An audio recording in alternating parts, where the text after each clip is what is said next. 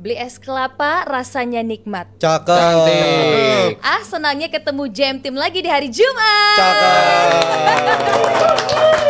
Terima kasih teman-teman atas cakepnya.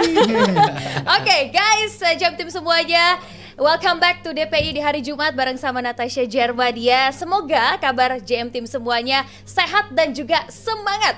Walaupun hati rasanya pastinya ada yang ganjel ya. Setelah kemarin Timnas Indonesia kesayangan kita harus menelan kekalahan menghadapi Arab Saudi. Oke, tapi ini bikin kita juga bertanya-tanya nih, seperti apa nih ya nanti perjalanannya akan menghadapi lawan selanjutnya. Akan kita bahas bersama dengan para pundit yang sudah hadir malam hari ini. Let's go, kita sapa satu persatu. Ada pengamat di sini, ada pelatih, terus ada satu pengamat spesial Liverpool ya. Kita sapa dulu satu persatu. Dari yang paling dekat sama saya ini ada Mas Sabto Haryo. Halo. Malam. Selanjutnya ada Rizal Palevi. Hola. Hai. Dan juga ada Bung Bayu Halo. Eka Sari, Bang Bes. Bang Bes. Selamat malam. Top Ini Malam, memang malam. di grup mungkin nggak baca grup ya, merah-merah terus putih sedih. Representasi Kenapa merah pakai putih. Kenapa? Merah. Ada alasannya, Indonesia ada alasannya itu, nih. Karena Indonesia itu di babak kualifikasi Piala Dunia selalu hoki pakai baju putih. Ronde 3 begitu, bener. Betul. Selalu hoki pakai baju putih. Jadi ini adalah perwakilan Iya. dari Bang Bes ya. Oke, kalau gitu guys, kita akan membahas tentunya tentang Timnas Indonesia, bagaimana kemarin mereka dikalahkan oleh Arab Saudi. Tentu ada banyak sekali pekerjaan rumah dari Patrick Kluivert dan juga kita akan membahas kira-kira seperti apa nih menghadapi Irak nanti. Tapi sebelum itu, kita buka dulu yuk episode kali ini tentunya dengan ada satu topik menarik yang akan kita bahas adalah tentang The Three Lions yang melanjutkan catatan unbeaten mereka dari Wales sejak 1984. Kebetulan ada yang lahirnya ini di tahun 1984 juga sama dia. Kita langsung tanya sama Rizal Palevi. Sangat Mas Sabto 84. Haryo maksudnya. Mas Sabto, ini gini. Sebetulnya kalau para fans Inggris dan juga para fans sepak bola ini katanya sih banyak yang bilang bahwa permainan Tuchel ini lebih bagus dibandingkan dengan Southgate. Tapi gimana sih sejauh ini timnas Inggris di eranya Tuchel sendiri? Lebih berpola sih. Oke. Kalau kita bicara Tuchel kan ini pelatih yang bisa dibilang lebih textbook sehingga gaya bermainnya lebih kelihatan ada polanya gitu. How they defend, gimana mereka memulai sebuah serangan, lalu gimana mereka sampai ke sepertiga terakhir tuh seperti apa, itu yang biasa kita lihat di era Southgate kan kayak dilepas aja ya. Para pemain tuh betul-betul mengeluarkan kreasinya masing-masing gitu. Tapi di era Tuchel mereka lebih kelihatan patternnya mau bermain seperti apa. Emang hasilnya nggak melulu eksepsional gitu ya, kecuali kemarin ya mereka menang 5-0 tuh waktu lawan Serbia di kandang Serbia. Kemarin juga menang lawan Wales. Artinya apa yang diharapkan publik Inggris terhadap ketidakpuasan mereka ketika dipegang oleh Southgate perlahan-lahan mulai kelihatan gitu. Tapi kan kita selalu bicara end produknya nanti seperti apa ketika event besarnya itu datang. Betul. Gareth Southgate kan kalau Inggris di kualifikasi ya emang jagoannya lah. Mereka tuh hampir selalu lolos duluan, bahkan menang terus tuh sering banget mereka berada di sana gitu. Ya, Tapi lawan-lawannya pun sepertinya nggak ada yang benar-benar spesial juga. betul. Ya. Dan ketika masuk ke turnamen, Southgate sejelek-jeleknya orang bilang dia nggak punya pattern, tapi bisa bawa 2 kali ke final Euro dan sekali ke semifinal Piala Dunia. Artinya ini nggak mudah juga bagi Tuchel untuk ngebuktiin bahwa pilihan FA untuk mengganti Tuchel dengan harapan mereka mendapatkan kesempatan yang lebih besar untuk menjadi juara itu akan terlaksana di Piala Dunia nanti. Ya gue sih ngeliatnya justru ini penyegaran banget ya dari Southgate yang biasanya kita nonton Inggris gitu-gitu aja ya, terlepas dari Kadang ada yang pencapaiannya. bilang boring. Banget Gareth Southgate itu main, terlepas dari pencapaian yang Mas Aryo bilang tadi, tapi kan lawan-lawan yang dihadapi itu ketika mereka masuk final Jerman versi terburuk menurut gua. Abis itu tersingkirnya juga bisa dikatakan tersingkir sama tim kayak contoh 2018 sama Kroasia. Jadi Inggrisnya Southgate sebenarnya nggak bagus-bagus banget, tapi overachievement menurut gua. Dan sekarang kedatangan Tuchel seger banget sih ngeliatnya ya. Yang mana lini depan subur, nggak ada Harry Kane tetap bisa tampil subur, dan yang terpenting lini belakang nih rigid banget kalau gue lihat. Siapapun partnernya di lini belakang, baik di situ Kwanza pernah dicoba, Guehi pernah dicoba, Konsa juga pernah dicoba, tapi tetap clean sheet, ngalir aja. Dan terbukti 6 dari 7 pertandingan terakhir mereka tidak kebobolan, dan rentetan untuk Pickford setiap dia ada di atas lapangan itu 8 clean sheet beruntun. That's why di episode Rabu kemarin gue masih bilang walaupun gue pengen lihat Henderson dikasih kesempatan, tapi sulit buat nyingkirin Pickford. Ini masih kiper terbaik yang Inggris punya menurut gue. Oke, tetap bisa dijadikan pokoknya nomor 1 apalagi untuk nanti di World Cup 2020 Dab ya. Masih. Bang Bes tadi dengan masuknya Southgate polanya lebih terlihat, terus pemain-pemain juga lebih all out. Gimana nih Bang Bes ngelihatnya? Dan sejauh ini pertandingan di kualifikasi juga semuanya didominasi oleh timnas Inggris. Ya, setuju dengan Om Sabto juga dengan Rijal. Mereka udah bilang bahwa ada perubahan, memang ada angin segar ya yang dibawakan oleh Thomas Tuchel. Dari sisi kepelatihan kita bisa lihat permainan Inggris sekarang itu lebih proaktif. Kan ada reaktif, proaktif. Kalau zaman dulu si Gareth Southgate dia lebih reaktif, mengandalkan serangan balik, mengandalkan waktu itu banyak golnya dari set piece. Dan yang sekarang lebih terpola ya dengan passing-passing pendek, terus penguasaan bola, rata-rata penguasaan bola Inggris sekarang di atas 60%. Iya ya. Kemarin pun lawan Wales ya 63% kalau nggak salah. Dan hebatnya seorang Thomas Tuchel ini dia tidak mengandalkan 1-2 pemain aja. Betul. Jadi dia coba memanggil pemain-pemain baru, pemain-pemain yang bukan notabene dari top 4, top 6 Liga Inggris. Salah satunya menurut gua adalah Morgan Rogers yang gua cukup apresiasi ya. Dia bukan dari tim besar banget Aston Villa, tapi dia berhasil menggantikan peran seorang Jude Bellingham. Terus ada Elliot Anderson juga di situ. Menurut gua juga itu dipromosikan banget karena apa? Jantung penguasaan bola ada di mereka berdua. Jadi sepak bola yang istilahnya modern sekarang yang coba dibawa pelatih-pelatih asing ke Liga Inggris, sekarang juga dibawa oleh pelatih asing untuk tim nasional Inggris. Tapi menurut Bang Bes sendiri ada tantangan terbesar gak sih dari Tuchel sendiri dengan gaya permainan yang sekarang dihadirkan? Ya, tantangannya adalah kita tahu sepak bola proaktif memang bagus, cantik. Enak dilihat, kita mendominasi, kita banyak melakukan serangan. Tetapi biasanya nih lini pertahanannya tinggi dan juga rentan untuk kena serangan balik. Ini yang jadi tantangan menurut saya karena tidak semua orang bisa main seperti Liverpool. Era dia juara Champions ya dengan cepat. Kalau tahun ini kayaknya bolongnya jauh. Betul. Jadi kalau kita pakai lini pertahanan tinggi, kita juga harus punya center back, full back juga yang cepat untuk bisa cover. Nah ini Inggris menurut saya belum punya center back untuk level bagus lah. Semenjak ditinggal Kyle Walker kayaknya masih dalam masa transisi lah untuk mencari penerusnya seorang Kyle Walker. Nah sebenarnya enak yang lihat Tuchel kalau kita lihat contoh dia bersama Chelsea ya. Ketika dia datang itu kan juga membawa angin segar, langsung bawa Chelsea jadi juara Champions League pada saat itu. Dan memang secara setup bisa dibilang garisnya lumayan tinggi Bang Bes. Tapi secara implementasi mereka tuh fleksibel banget sebenarnya. Karena secara permainan memang startnya pakai 4 back. Tapi tadi malam ketika lawan Wales juga itu sebenarnya di atas kertas lebih ke 3-2-5 gua ngeliat. Yang mana pemain kayak si Konsa, si Gehi sama si satu back lagi itu mereka lebih bikin stay in the back gitu. Sedangkan si Jet Spence-nya lebih bantu. Dan itu bukan cuma Jet Spence doang, ketika waktu itu dicoba ada Reece James di sana itu juga mainnya kayak begitu. Jadi sebenarnya Stones ya satu lagi. Stones ya, partner itu kan ball playing defender semua tuh yang dimainin. Jadi keseimbangan tuh sebenarnya bisa ditampilkan dan Southgate kalau udah nyimbangin balance untuk permainan lini belakangnya secara low line, menurut gue ini tim yang susah banget ditembus dan terbukti tadi datanya gue sampaikan 6 dari 7 pertandingan terakhir clean sheet. Ini tim yang kuat banget dari defense dan transisi itu andalan dari Tuchel menurut gue.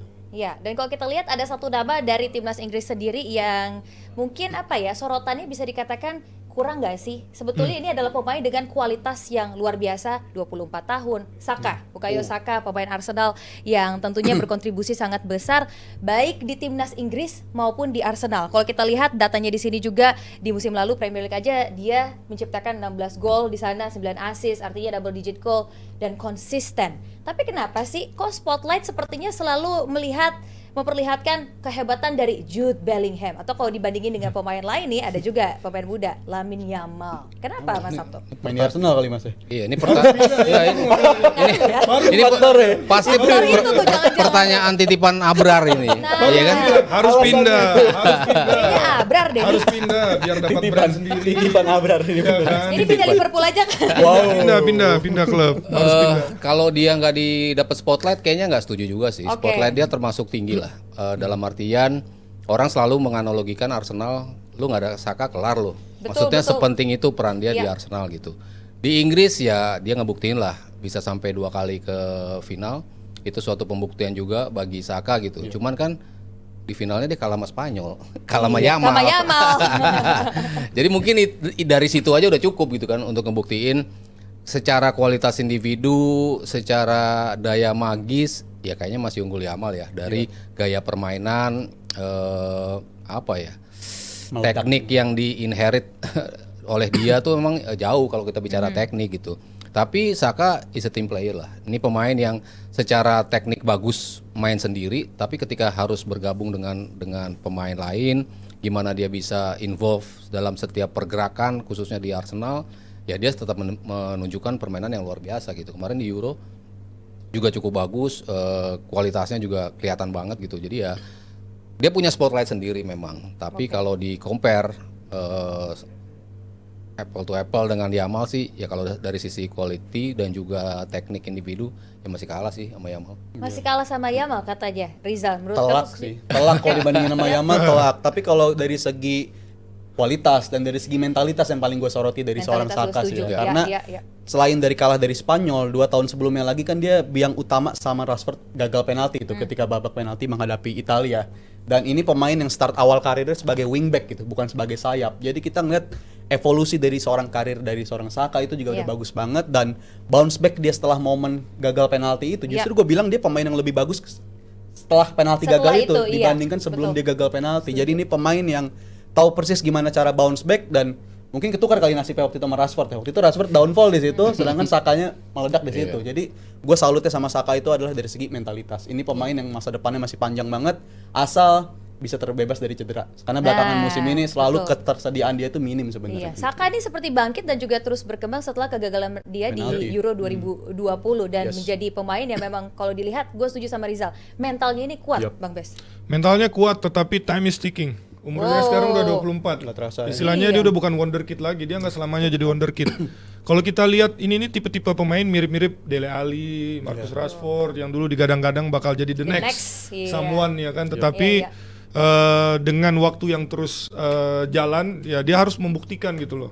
Ketika dia nggak membuktikan, muncullah orang lain yang notabene mungkin lebih bagus dari dia di mata banyak orang. Lamine Yamal lebih direct, lebih ada magicnya, lebih kreatif dalam artian gitu. Jadi dia kalau nggak mau hilang momentum, ya dia harus buktikan kalau bisa tahun ini. Karena menurut gua dia udah di zona nyaman di Arsenal. Ya, dan ketika Eze datang, ini kan semakin Madueke datang juga. Makin ketat ya Makin persaingan. ketat persaingan dia di Arsenal. Dan apa yang tadi gue bilang di awal, ketika orang bilang bahwa Arsenal akan kesulitan nih kalau nggak ada Saka atau Odegaard, musim ini membuktikan bahwa tanpa Odegaard jadinya. Saka dan juga Odegaard, Arsenal fine-fine aja gitu. Ada Madueke di situ, ada Eze di situ. Semua pemain bisa step up sehingga ya tadi Bas bilang the clock is ticking dan dia semakin harus menunjukkan kualitasnya. Tapi gue memang setuju juga ya kalau kita bicara mentality, memang ini pemain yang paling bisa keluar dari tekanan ketika dia dibully habis-habisan pada saat gagal itu kan. Sancho hancur, Rashford hancur, sampai sekarang mereka belum bisa comeback gitu. Tapi Saka udah nunjukin 3 tahun berturut-turut Arsenal selalu runner up. Ya ini pembuktian pribadi lah dari dia bahwa gue beda sama Rashford sama Sancho. Iya, semuanya harus bisa dibuktikan dari segi aspek pelatihnya, gaya permainan dan juga para pemain termasuk Saka yang tadi kita sudah bahas, mungkin juga di World Cup 2026 nanti. Ya, akan kita lihat resultnya seperti apa. Ini by the way di World Cup dukungnya siapa sih? Kalau Indonesia masuk, jelas Indonesia. Tanpa ditanyakan lagi ya. Tapi apa biasanya kan ada, kalau aku timnas Jerman. Kalau Italia lolos, kalau lolos. Italia sama Indonesia nasibnya sama. Italia tanduk dua-duanya. Italia udah 2 kali nggak lolos. Udah Iya, 2 kali nggak harus lolos. dong biar lebih seru nih. Tahun ini habis dibantai juga sama Norwegia. Jadi kemungkinan kayaknya sih bakal runner up di grup terus main lawan sebelahnya. Oke. Italia tapi. Italia, Rizal apa? Gue Inggris sebenarnya. Inggris. Jadi gue datangnya Tuchel nih senang banget ngeliat Tuchel. Pelatih yang gue tunggu-tunggu sebenarnya. Jadi Betul. Inggris Something new, the missing puzzle mungkin bagi timnas dia. Inggris ya. Kalau Mas Sabto? Spain all the way. Stay all the way. Aku berarti yang lupa, kayaknya sempat aku tahu deh. Andalan. Aku Jerman yang sebetulnya nasibnya juga kayaknya kok regenerasinya tetap gini nggak jelas Maju-maju ya, gitu ya. gimana ya. Yaudah kalau gitu sebelum kita berpindah ke topik, nanti kita akan membahas timnas karena kita sudah pakai jersey timnas Indonesia juga tentunya untuk membahas tentang bagaimana penampilan dari timnas Indonesia menghadapi Arab Saudi kemarin. Tapi sebelum itu kita akan baca saweran dulu. Nah, sengaja nih Nat mau baca sengaja. Harus dibaca. Natasha mau baca dulu. Oke. Oh, yang di highlight kayak gitu. Hai Bagus, terima kasih untuk saweran 25.000-nya. Katanya gini, malam Natasha cantik. Bagus. Selamat malam Bagus, kamu Malam. bagus. Selanjutnya itu 75.000 ya? Yes. Ya, dari Jeva. Hai Jeva. Katanya gini, kalau mau ekstrim setelah unggul 1-0 lewat gol Dix, harusnya timnas langsung parkir tronton aja sampai selesai. Kita bahas. Nanti kita bahas. Pasti sudah nggak sabar kan kalian. Ada dari Rehan. Ini Rehan kita bukan jangan-jangan. Mana namanya Rehan? 25.000. Rehan, hai Rehan, terima kasih. Wah seru ada Kak Natasha, jadi semangat nontonnya. Thank you. Semangat juga untuk kamu Rehan. 25.000 dari Oni ya bacanya ya. Oni. Mas Haryo, tolong komentarin isu Spanyol keluar dari World Cup kalau Israel lolos. Apakah benar? Tapi kayaknya si Israel nggak lolos World Cup. Nggak tahu Silakan juga singkat Mas Haryo, kamu punya waktu 5 detik dari sekarang. Silakan. Ya kayaknya makin berani ya negara-negara untuk menyuarakan anti terhadap Israel dan sebuah negara besar yang penting perannya di Piala Dunia ataupun Euro. Ya ini statement yang besar sih. Tapi nggak tahu ya, nanti kita harus lihat seperti apa. Apakah itu bisa berujung dengan denda juga, hukuman bagi Spanyol kan kita tidak tahu seperti apa gitu ya. Nanti ya harus kita lihat perkembangannya. Itu seperti kalaupun apa. Israelnya masuk. Iya. Sebetulnya. By the ya. way, Israel satu grup sama Itali. Wah. Di bawahnya. Kalau Itali persis sampai ya. nggak lolos, Israel yang lolos. Tapi tenang aja, Itali pasti akan sama Itali Norway Pak. berdua. Harus, pasti akan sama harus. Norway duluan. Iya. Menang 10-1 tuh lawan. Oke, selanjutnya 25.000 dari Wilson. Terima kasih. Pesannya gini, Mas Haryo, tax World Cup lebih besar dari Champions League ya. Berarti juara World Cup lebih berpeluang menang Ballon d'Or daripada UCL.